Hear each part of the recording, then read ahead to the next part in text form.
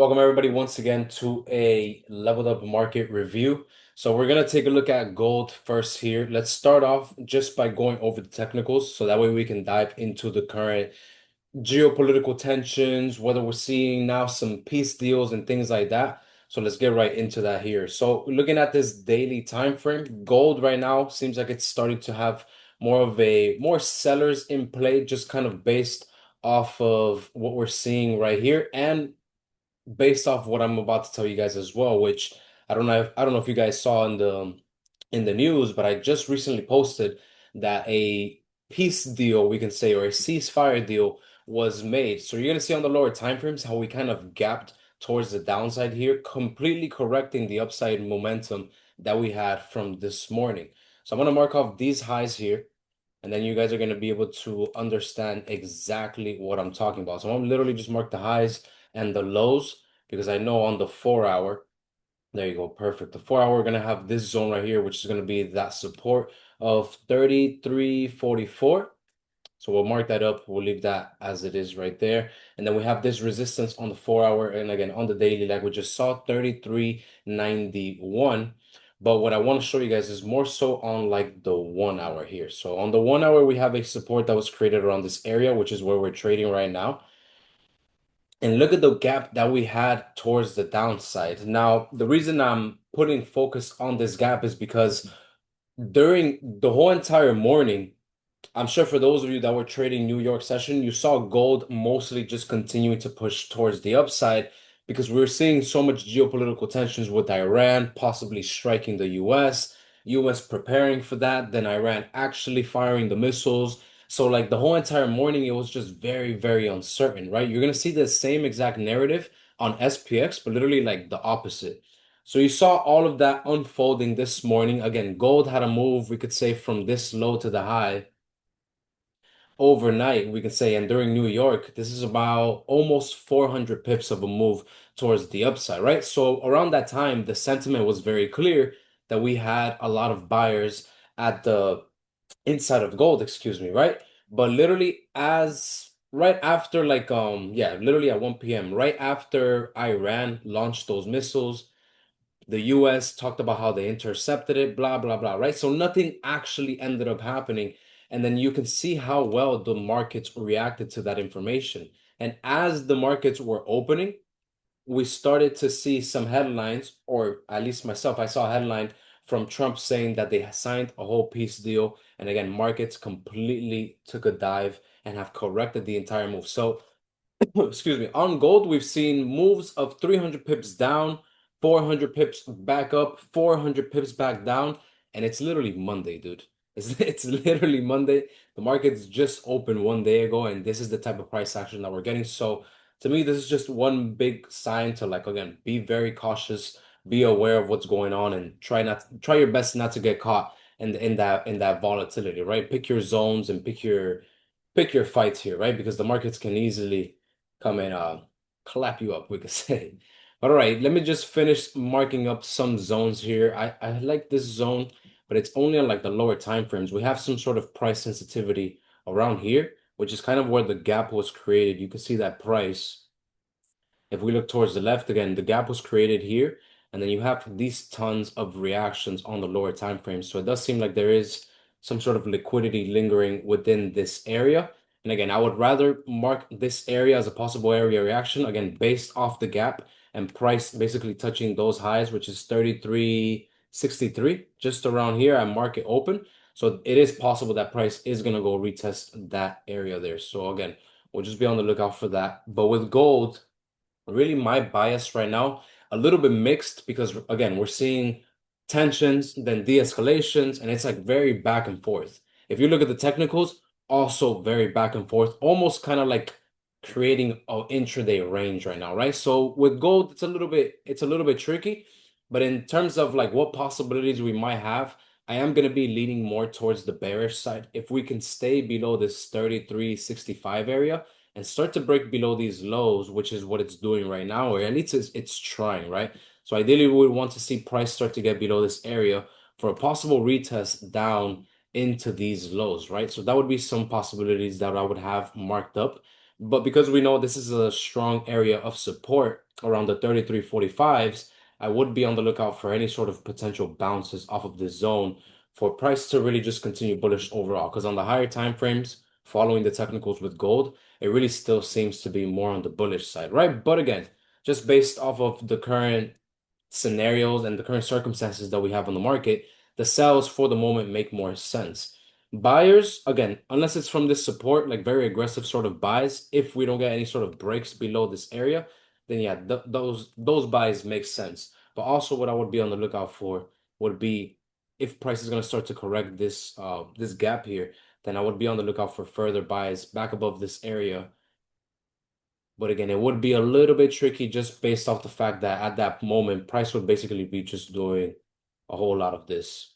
You get me? So again, it's a little bit tricky with how gold is acting at the moment, but at least we have these zones and we definitely have a ton of pips to take advantage of. Like I'm not saying you gotta, sit here and wait for a move of 250 pips, right? But you could easily catch, whether it's a scalp of 40 pips or, 30 pips. Like look at how much 30 pips is. Like this is nothing in comparison to what this range is, right? So there's a lot of possibilities to capitalize on some moves here around this area. And then ideally also, if we are going to be leaning more towards the bullish side, then we want to be getting back above this resistance, these highs here and just kind of follow along with the price action again, if we can get those confirmations here, right? So that would be our ideas mapped out for gold.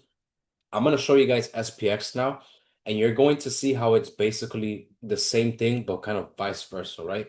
So let's just mark it up real quick without having to rant about anything that we just talked about. So we have our resistance around, what is this? 60.39 here on SPX. The lows, which is this support of 59.32, we have around here. So this is on the daily time frame. Let's move on to the 4 hour. On the 4 hour, we have this most recent support that was created for us right here, which was during New York session. And we can see that support aligns with previous reactions that we have here on the market. And then we do have some highs. I guess we can kind of mark these highs off, right? I'm gonna just put a line here, not as a major zone just yet. Let me see what that looks like on the 1 hour. Let me see. So here's what we could do. On the 1 hour, what we can do is just slightly adjust this area so we can make it a little bit more precise, kind of like where this is right here, which I'm going to circle.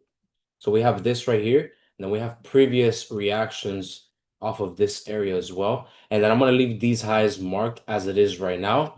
Possibly that's going to be some sort of resistance in the near future. But again, we'll have to wait. So again, I'm going to list this zone off as an area of reaction because it's all the information that we have right here at this area. So there is that possibility that right now, with price being more on the bullish side on SPX, if we can remain above those highs, we could remain more on the bullish side.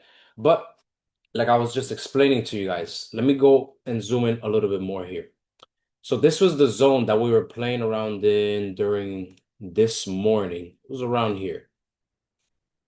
So just around this area, you can see this was around market open. Again, remember, guys, during the whole entire morning, all we saw was tensions, and there was this whole fear of what is Iran going to do? Is the US going to be able to defend itself? Are we going to see any casualties? So it was more on the fear sentiment type of markets that we were getting during the morning. And again, if you go into the lower time frames, look at the sell-offs that we were getting during the morning. So just to do a quick review, during market open, price gapped all the way down to this support area. We completely recovered. And then during this morning, which was around after 10 a.m., after price had a slight rally towards the upside, you can see sellers stepped in very, very heavily. At the same exact time, if we go to gold on the lower time frames, which is after 10, if I'm not mistaken, I could be wrong here. So just on gold, gold was rallying a little bit before 10. You can see around like 9:30, gold started to rally, a slight retest. 10 a.m., again, another rally. So basically the same thing that we saw right here, but again, vice versa. But that wasn't until after markets closed. We started to see those de-escalations, and look at the markets now on SPX. Completely bullish. It's as if the bombs never happened. It's as if like Israel didn't do anything to Iran. It's as if we didn't just completely bomb Iran. It's like if nothing happened. That's how ruthless these markets are. We went from completely fear sentiment, World War III on the way to who cares? Literally, like I'm not even exaggerating. Who cares about that information? That's exactly what the markets are telling us here with how these buyers, how aggressive these buyers actually stepped in, guys. So, excuse me. Let me just make sure we have zones listed off here correctly. So yeah, these look solid. Like even if you were to like mark this off right here, which I wouldn't want to because right now we're kind of breaking above that area, it would still make sense, right? But I would much rather analyze and see what price is going to do. And if we can create that resistance and obviously going into tomorrow's New York session, then it would make sense to have that marked off. But for now, I'm going to leave this previous high here at 60.57 marked off, and then these highs at 60.70s, which ideally we obviously break above to show more buyer momentum around that. If not, then what could happen based off what we saw in the past. So you guys don't see I'm just making this up. Look at the past here, look at the past here, look at the past here. Around this area here, between we can see like the 60.50s and the 60.60s, we can just call it around this area. We have seen sellers stepping in around this area. So just be on the lookout after this strong push towards the upside. Be on the lookout for any sort of pullbacks and further sells, I would say back below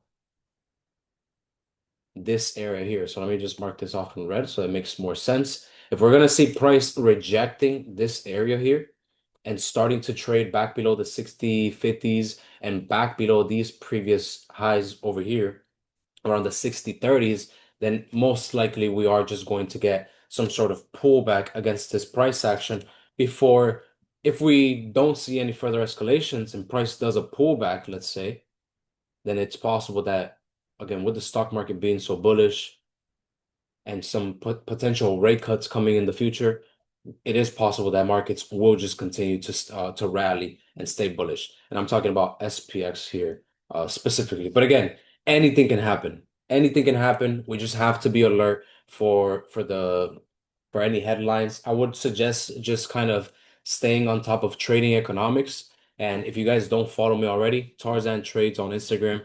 I'm usually staying on top of the things that I get to see and kind of like put it out there for you guys in a more simple way so you guys can be aware of these things. All right. Let me go back to the charts here. Does anybody have any questions in the Zoom or in the Discord? Let me know now.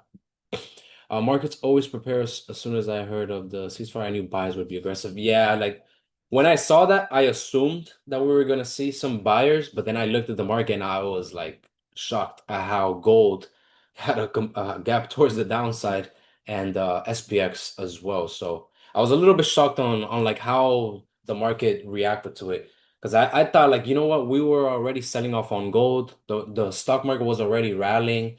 Maybe the market was already anticipating that there wasn't going to be any further escalation. So that's why I didn't think that we were going to get like any sort of crazy moves. But I was definitely wrong about that because clearly gold had some more moves in its arsenal in its arsenal here.